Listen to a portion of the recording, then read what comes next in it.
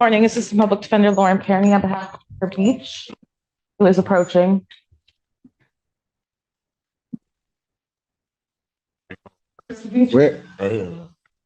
Welcome to one of the most unpredictable courtroom exchanges you'll see today. The defendant, Bobby Beach, steps into court with a bold attitude, a medical marijuana card in hand, and zero hesitation about challenging the judge's authority. Judge Simpson, who's known for a no-nonsense approach, is already skeptical, and what unfolds next is a whirlwind of drug test denials, legal misunderstandings, and surprising confidence from the defendant. But here's the kicker. This isn't just about cannabis use or missed court protocols. It's about accountability, perception of the law, and a deeper issue of how defendants interpret their rights. Spoiler: what starts as a simple adjournment request spirals into a chaotic plea for a new attorney, contradictory statements, and an unexpected lecture on legal representation. Keep watching, because the next 10 minutes are packed with emotional tension, misunderstandings, and a moment where the courtroom teeters on the edge of disorder. Would you trust this man's judgment, or is the judge right to be cautious? Let us know your first impression in the comments, and buckle up, it only gets wilder from here. State your name, please. Yes, Bobby Beach. Your Honor, we're requesting an adjournment. Mr. Beach, I'm providing Mr. Beach a copy with discovery today. He wants to review it all before next. Before I adjourn it, Mr. Beach, you had any controlled substance today? Mr. Allen? No. You've had nothing. So if I give you a test, you'll come back clean? Well, this card right here tells me at your community corrections that I can smoke marijuana and I paid money for it. State of Michigan. This moment right here is pure courtroom gold. Bobby is trying to argue that because he paid taxes on marijuana and received state-issued approval, he has full license to medicate, even on days he's due in court. But what he misses, and Judge Simpson quickly corrects, is that legality does not mean immunity from courtroom expectations. The judge reminds him, sharply, that being under the influence inside a courtroom is a line you don't cross, medical card or not.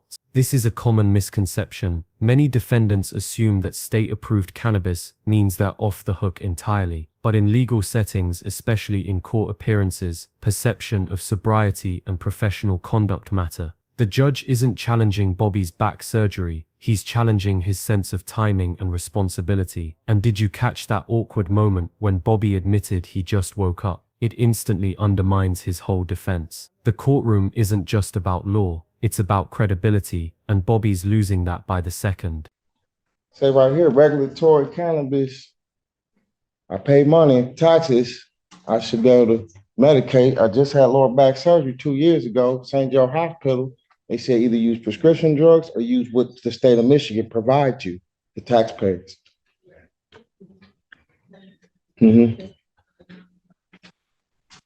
Okay. Would that be the only thing that would show up in your system? That's it, Your Honor. I know.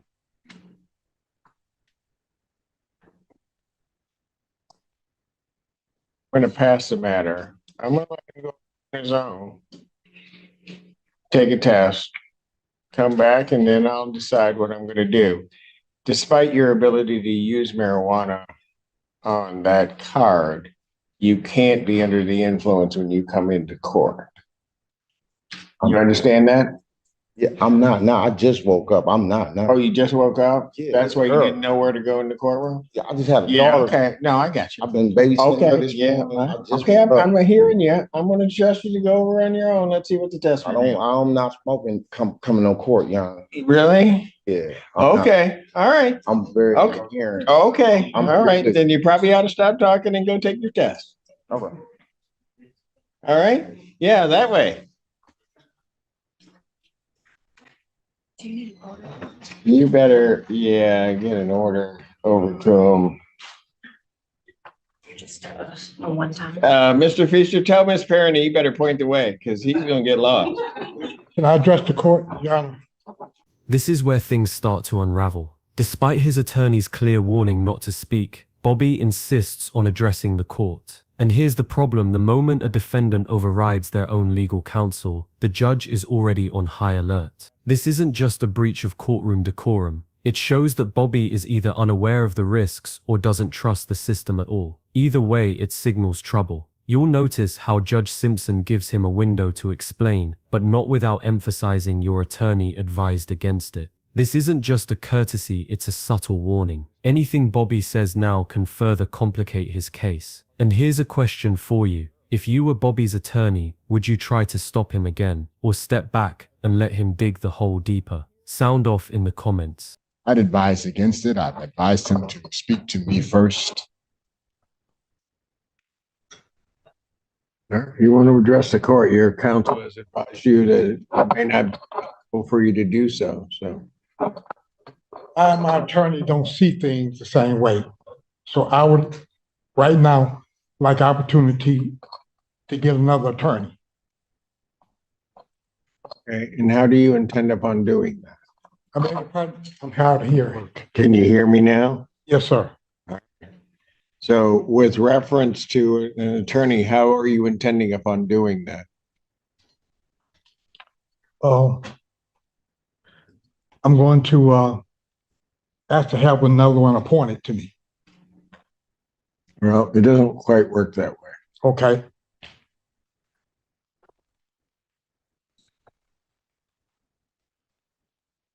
And this is news to me. I did see Mr. Edwards yesterday, and there seemed to be no issue.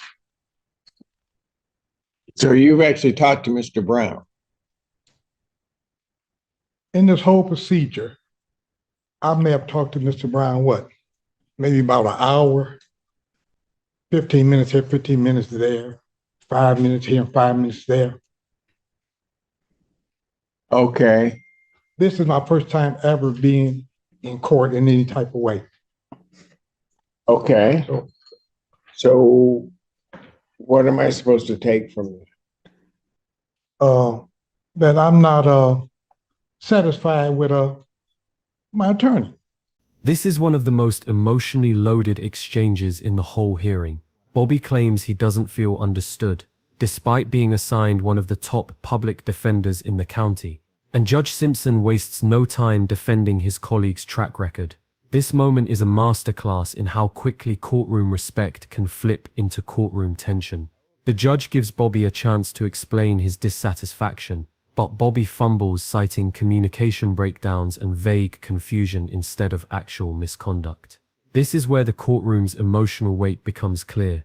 Bobby feels powerless, maybe overwhelmed, but the judge sees only disrespect and lack of accountability. And for the audience, how much of this is fair? Is Bobby genuinely confused, or just not listening? Does not understanding the legal process mean the attorney failed, or is it on the client to keep up? And I think I should have So what are you not satisfied with? our communication, my understanding of anything. Have you been listening to him? Yes, I have. You have? I've been listening to him. And you're telling me Mr. Brown hasn't properly communicated to you or with you? Because if you're going to say that, I don't believe it for a minute. He's one of the finest attorneys Washtenaw County has. So you can go ahead and say what you want, but I'm letting you know the perspective I'm coming from. No disrespect to Mr. Brown. Well, you're about to then. Go ahead. Yeah, that's exactly what I'm saying. Really? That I don't understand. Okay, you not understanding doesn't mean that the attorney isn't doing their job. I don't see a basis upon which to take Mr. Brown off this case. Now, if you want to hire your own attorney, you can go ahead and hire your own attorney. Okay, that'll be the next procedure that I'll try to do then. So you're going to try to hire your attorney. How much time you need to do that? I'm not sure, sir. I don't know. Well, I got to set a date. How much time do you need? You don't like the best that Washtenaw County may have to offer, and now you want to hire somebody else. How much time do you need? Right here, Judge Simpson shifts the burden back to Bobby, and you can feel the tone tighten. The judge gives Bobby a clear pathway. If you don't want the court-appointed attorney, go get your own. But Bobby's response? Uncertainty. No plan, no budget, just vague hopes. This is such a revealing turn. On one hand, Bobby wants to take control of his defense. On the other, he clearly has no roadmap. And then comes the golden moment. He fumbles for the term pro bono attorney and even mispronounces it, calling it a promo attorney. It's almost tragic, but also telling. Bobby wants help but lacks the knowledge or strategy to get it. The judge's facial expression says it all. Sympathy quickly turning into exasperation. This scene exposes a harsh truth. Wanting justice and navigating the justice system are two very different skill sets. And without the right guidance, even genuine frustration can sound like defiance. Well, first of all, I gotta try to come up with some money. Oh, Then second of all, I have to have someone to help me find an attorney. mm-hmm. Is it a such thing as a promo attorney? A what? I may not be pronouncing that correctly, but I'm a lot of dental work done. Pro bono. Pro bono attorney, yes. A pro bono attorney, Yes. meaning one that is a good attorney that you're not paying for? Yeah, yeah. That's what you want? Basically, that's what I'm saying. Yes. Okay, so you realize standing next to you is one of the best that you're not paying for right now. Yeah, no. I wouldn't. I'm shocked. I wouldn't challenge that. I wouldn't challenge that. You would? I wouldn't challenge. I said, I'm not. I'm not saying he's not. I'm just saying. Oh, so now you're not saying he's not.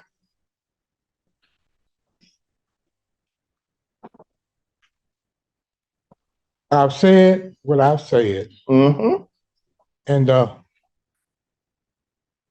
So to the extent that is even a proper motion to permit withdrawal of the public defender's office and Mr. Brown, that motion's denied.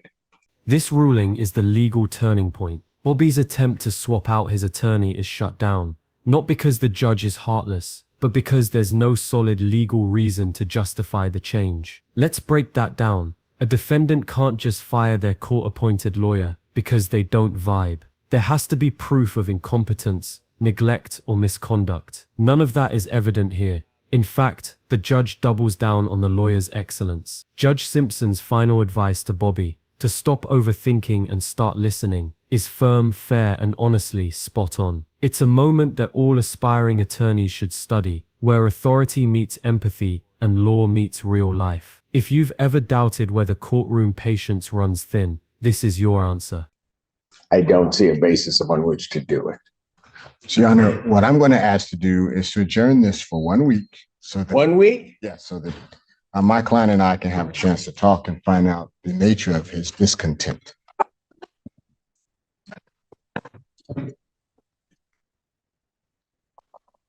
Probable cause conference will be adjourned. 1 week has what, the 6th? June 6th, 2024. 9 a.m. as your invite indicates. Bond will continue. All right, Mr. Edwards, I'm going to make a suggestion to you before you take those off. beg your pardon? I'm going to make a suggestion to you. Yes, sir. Rather than doing a whole lot of thinking yourself, when Mr. Brown comes and talks to you, maybe you ought to listen to him.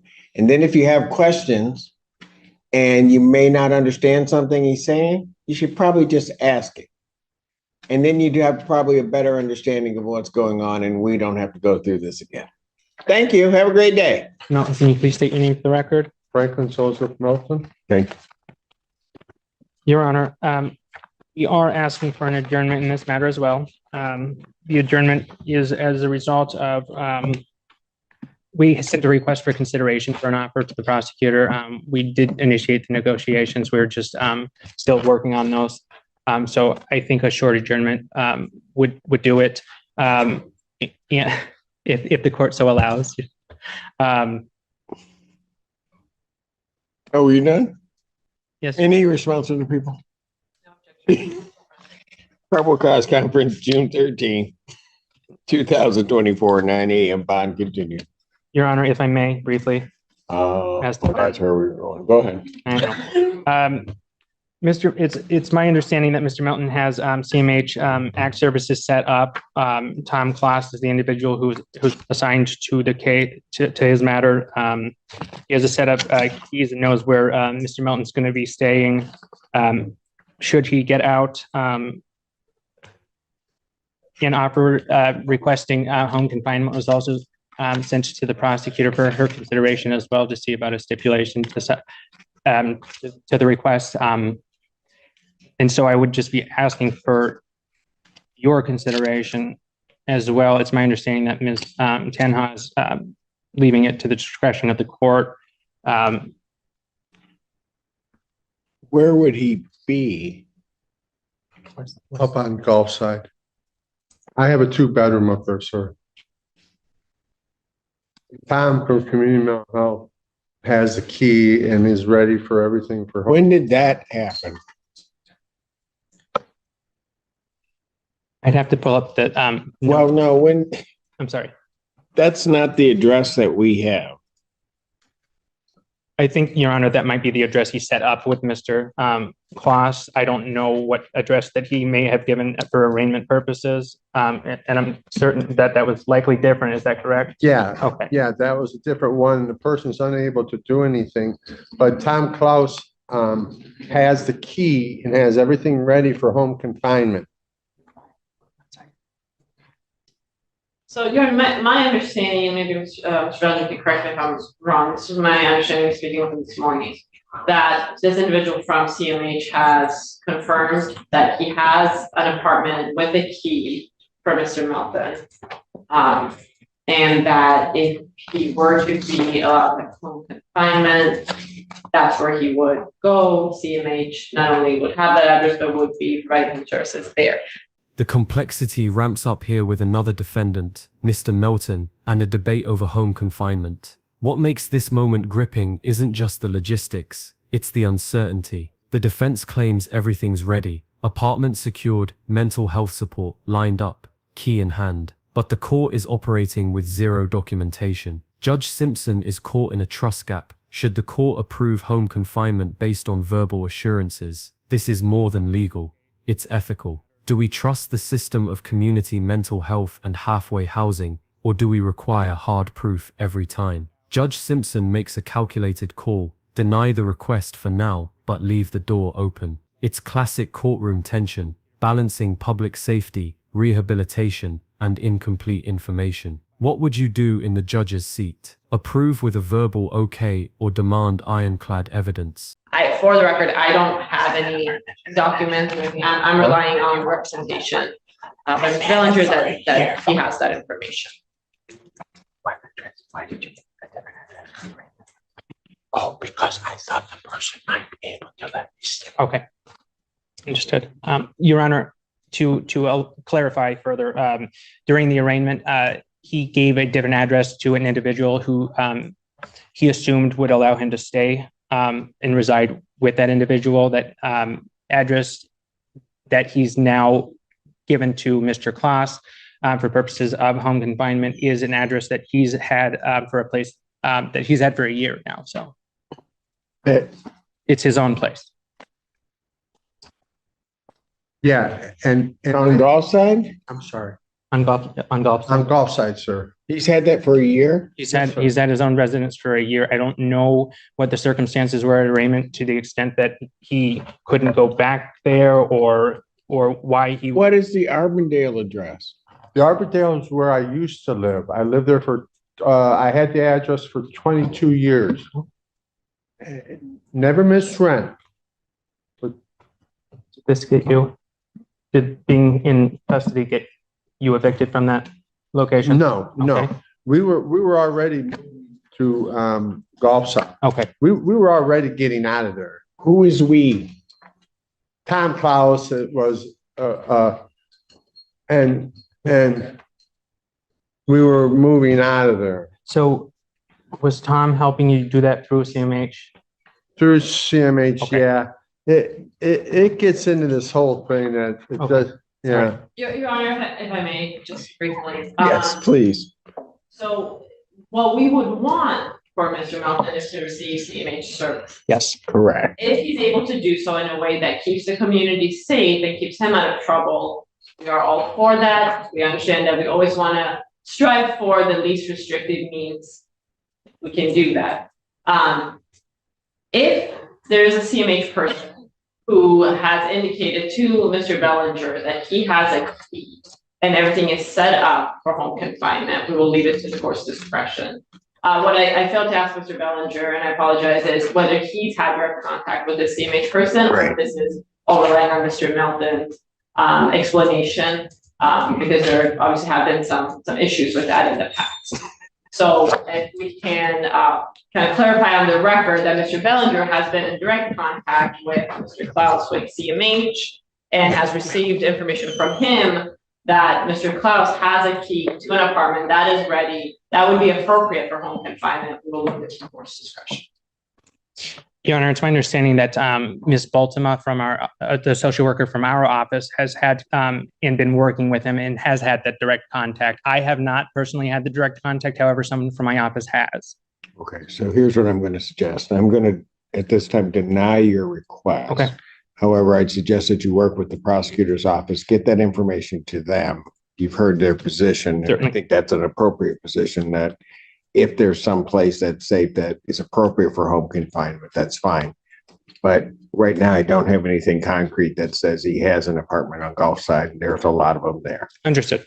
This courtroom session was a roller coaster of legal nuance, personal frustration, and unexpected emotion. From Bobby Beach's impassioned and chaotic attempt to fire his public defender to Mr. Melton's intricate home confinement plea, Judge Simpson maintained a firm yet patient hand. What we witnessed today is the raw tension between legal procedures and human unpredictability. Judge Simpson consistently reinforced courtroom rules, while giving each defendant a fair, if sometimes sharp, chance to express themselves. Cases like these highlight why courtrooms are more than just legal arenas. They're emotional battlegrounds, where justice, misunderstanding, and drama collide. If you found this case as shocking as we did, make sure to hit that like button, share your thoughts in the comments, and don't forget to subscribe for more jaw-dropping courtroom breakdowns. We'll see you next time, where the stakes are high, the drama is real, and the law is always watching.